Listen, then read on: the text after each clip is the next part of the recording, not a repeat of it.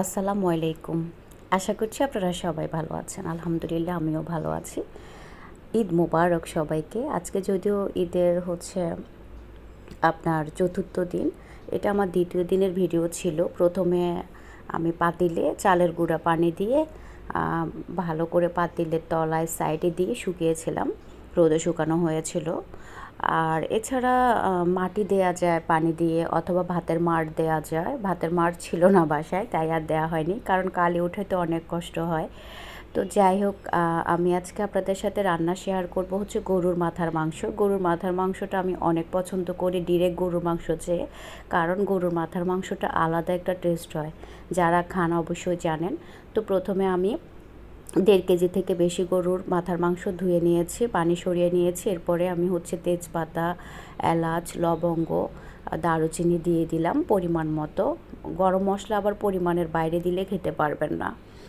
খুব বেশিও না, আবার খুব কমও দেওয়া যাবে না। তো এরপরে হচ্ছে আমি আদা বাটা, রসুন বাটা, পেঁয়াজ বাটা দিব, আবার গোটা পেঁয়াজও দিব। পেঁয়াজ কুচি দিয়ে দিচ্ছি।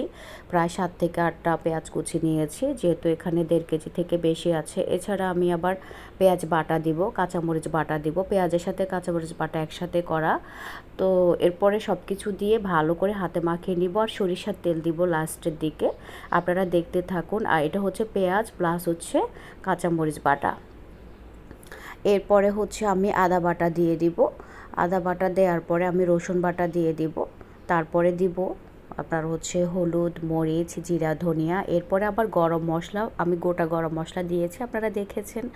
কিন্তু গরম মশলা আবার হচ্ছে আমি পাউডার দেব। স্পেশাল একটা গরম মশলা আমার বাসায় সবসময় করা থাকে, পাউডার করা থাকে। এগুলো দিলে যে কোনো রান্নার টেস্ট আরও দ্বিগুণ বেড়ে যায়, ফ্লেভারটা অনেক বেশি ভালো লাগে। তবে পরিমাণের চেয়ে বেশি দিলে কিন্তু তেতো হয়ে যাবে, তখন আবার খেতে পারবেন না। আর মাটির চুলায় তো সবসময় রান্না করা সম্ভব নয়, সময়েরও ব্যাপার আছে। তা মাঝে মাঝে রান্না শেয়ার করব। আর মূলত মাটির চুলাটা খালাকে দিয়ে বানানো হয়েছে, এজন্যই আমি যেহেতু ভিডিও মেক করি, তাই ছোট ছোট ভিডিও নেওয়ার জন্যে। সবসময় পসিবল না মাসে 1বার 2বার বা 4-5বার এভাবে আপনাদের সাথে শেয়ার করব সময় পেলে আর কি। আর এখানে মরিচটা আমরা একটু ঝাল বেশি খাই, তাই মরিচ দেয়া। লাস্টে আবার হচ্ছে কাঁচামরিচ পলিশ করে রেখেছি, সেগুলো দেব। আর যারা আমার ভিডিওগুলো সবসময় দেখে থাকেন সবাইকে অসংখ্য ধন্যবাদ জানাচ্ছি। আর আমি অবশ্য ভালো ভিডিও মেক করতে পারি না, সেটা আমি সবসময় আমার ভিডিওতে বলে থাকি। কারণ হচ্ছে আমি আমার অনলাইন বিজনেসে এতটাই সময় দিই, টায়ার্ড হয়ে যায়, তখন আর ভিডিও ভালো মেক করা প্লাস হচ্ছে এডিট করার কাজ পারলেও করতে ইচ্ছে করে না। আর এখন যেগুলো দেখেছেন এখানে হচ্ছে স্পেশাল গরম মশলা পাউডার দেওয়া হয়েছে, তারপরে হচ্ছে আপনার জিরা ধনিয়া পাউডার একসাথে দেওয়া হয়েছে। এরপরে স্বাদ মতো লবণ। লবণ আমি মাশাআল্লাহ একবার দিলে নেক্সট আর লবণ দিতে হয় না, এই লবণে হয়ে যায় আর কি। তো সব কিছু দেওয়া শেষে হচ্ছে আমি এখন সরিষার তেল দিয়ে দিব। আমরা এক একজন এক একভাবে রান্না করি, এগুলো কষিয়েও রান্না করা যায়, তবে মাংসের মতো হাতে মাখিয়ে রান্না করলে আরও বেশি টেস্ট লাগে আমার। আর গরুর মাথার মাংসটা স্পেশালি আমার বাসায় আমি খুব বেশি পছন্দ করি, গরুর বটটা আমি পছন্দ করি। আর মাথার মাংসটা আমি কয়েকবার খেয়েছিলাম, 3 থেকে 4বার খেয়ে আমার ভীষণ ভালো লেগেছে। অ্যাঙ্করের ডাল দিয়ে একবার রান্না করেছিলাম, আমার মনে আছে। প্রথমবার যেদিন রান্না করেছিলাম সেদিনের রান্নাটা অনেক টেস্ট হয়েছিল। আর গরুর মাথার মাংস যে এতটা টেস্ট আমি 3-4বার না খেলে কখনোই বুঝতে পারতাম না। এরপরে আপনারা দেখতে পাচ্ছেন ভালো করে হাতে মাখিয়ে নিচ্ছি। এরপরে মাটির চুলায় বসিয়ে দিব। মাটির চুলায় যখন রান্না করব তখন দেখতে পাবেন লাস্টের দিকে মাটির চুলায় নিয়ে যাবো আর কি। সকল কিছু রেডি করে নিচ্ছি। আর হচ্ছে আপনার আমার রান্না দেখে কেউ আবার হাসবেন না বা মাটির চুলা দেখে হাসবেন না। আসলে হচ্ছে আমি তো গ্রামের মেয়ে, গ্রামে বড় হয়েছি। আর মাটির চুলাটা অনেক বেশি স্পেশাল লাগে। যাক, খালাটাকে পেয়ে আমার হেল্পিং হ্যান্ড উনি থাকার কারণে আমার মাটির চুলার স্বপ্নটা পূরণ হয়েছে। এই চুলাটা নষ্ট হলে সমস্যা নাই, পরবর্তীতে আমি আরেকটা চুলা অনলাইন পেজ থেকে কিনে নেব। অনলাইন পেজ থেকে অর্ডার করেছিলাম, কিন্তু এগুলো হচ্ছে ঢাকার বাইরে থেকে ঢাকায় পাঠালে তখন দেখা যায় ভেঙে যায় আর কি, সেই জন্য একটা ঝুঁকি থেকে যায়। তারপরে দেখি ঢাকাতে কোথাও পাওয়া গেলে নিব। এই যে দেখতে পাচ্ছেন নারিকেল খাওয়ার পরে নারিকেলের চোবড়া খুব সুন্দর করে রেখে দিয়েছি, লাকড়ি ধরিয়ে দিব এগুলো দিয়ে। আর আমি খালা থেকে একটু টেকনিক শিখেছি আগুন ধরার। প্রথম দিকে খালা আমাকে আগুন ধরানোটা দেখিয়ে দিয়েছেন। আর এমনিতে আমি হচ্ছে পাতা আর খড় দিয়ে রান্না করতে পারি, আগে থেকে পারতাম গ্রামেও।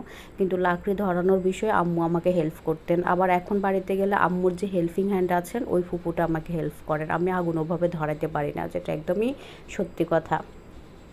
এরপরে মানে সকল কিছু হাতে মাখিয়ে ওই পাতিলে ছিল, এখন এই পাতিলে দিয়ে দিলাম আর আগুনটা আস্তে আস্তে ধরবে। দেখবেন ভিডিও শেষে এত আগুন ধরেছে মাশাল্লাহ।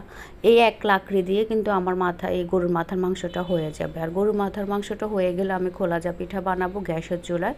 যেহেতু বিজনেসে ঈদ উপলক্ষে সময় দিচ্ছি না, তাই ফ্যামিলির সবাইকে রান্না করে খাওয়াচ্ছে, ভীষণ ভালো লাগছে। আমার ছেলে মেয়ে আবার এই গরুর মাথার মাংস খাবে না, ওদের বাবা 1-2 টুকরা খেয়েছিল, বাকিটা আমাকেই একটু একটু করে খেতে হচ্ছে।